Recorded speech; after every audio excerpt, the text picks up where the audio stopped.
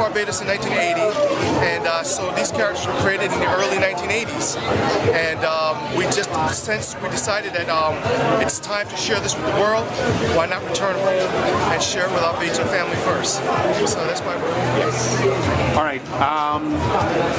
I don't know which one of you is going to start it first, but what led to the Omega Nexus coming about? Well, the Omega Nexus was a story that was created a long time ago. And it actually started when we were kids, when we first moved to the U.S. And essentially, the winters were very brutal. And we found ourselves just staying inside and creating creating little comic books, drawing comic books and selling them around the neighborhood for 25 cents or what have you. And we had our bedroom walls covered with these comic book covers and whatnot. And essentially it evolved from there. It evolved from us being kids, just loving the story and loving the craft and loving comic books and superheroes, and evolved as we evolved and grew as adults. So which one of you writes and which one of you draws, or is it shared? We both write. Jerry's involved with the creative process with me, and I do the drawing. Really, he used to be able to draw, but he stopped drawing, and I kind of went past him. But we both do the writing, and we both share in those duties. What about getting sponsorship for your project? How has that been? Well, it's very interesting. We don't have sponsors at this point. We've done everything on our own. We have incorporated, and what we've done is we've gone out and we've sought venture funding, and we were able to land that in the U.S. and that's really what got us started, what got us going. And through that venture funding and through those partnerships, we have already received interest from various folks in the publishing business and out west in California. So we've been out there a couple of times. We have a few comic book publishers that are interested in what we're doing, but we just feel at this point we wanted to create the novel and just get the story out there and then find the right partnership to move forward. Essentially what we're trying to do is take what we have and enter the licensing and merchandising business, but one step at a time. So we're doing a novel now. We expect to do a series of 5, and we'll see where it goes from there. So the progression would be we start with novels, we go to graphic novels, and hopefully animation, but animation for adults. We want to do something edgy, something new.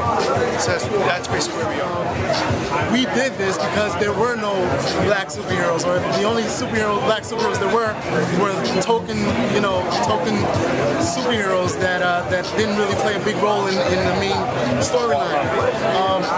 And we didn't really, it wasn't something that we set out to do to make our characters diverse, but when we first came to the U.S., we were living in a diverse neighborhood, and so our characters reflected that, and it wasn't something that we purposely set out to do, but it was part of the evolution of us growing. So we had Asian friends, Hispanic friends, neighbors. I mean, we grew up in New York, which is really a melting pot, a suburb of New York City, and so we had these people from various backgrounds coming to us, asking us to make characters in their likeness. So we were more than happy to do it.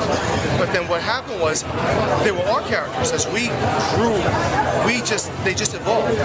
And so, the main characters in our story are based on 3 black brothers, and although they're brothers, what we're trying to show is that you have 3 brothers from the same household, but they're different. They're different, and they chose different paths. And so what you see in pop culture and comic books today is it's just a cookie cutter, cliche kind of character, and we're trying to do away with that. We're trying to create characters that are new, that are fresh. Oh, by the way, they happen to be black, they happen to be Hispanic, they happen to be Asian, but you know what? They're going to blow the doors off anything else that's out there right now. So we're the new generation, and we're going to make sure to put a stamp on it and let people see what we have. artist. His name is Lee Majors. He's based in Philadelphia. We do compose our own stuff. Our website, the music you hear on our website, we compose ourselves.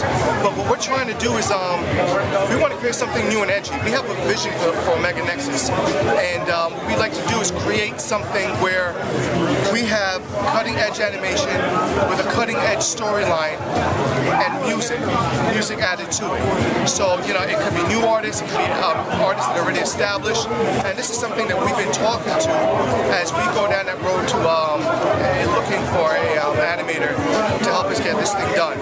So music, everything pop culture has to be, but we definitely want to add music to it, and we want it to be new, edgy, you know, hip-hop, R&B, you know, even soca in some places. But we just feel like the infusion of music in this type of work, you really don't see it. So we want to be the Miami Vice of this generation. It's really what we want to do.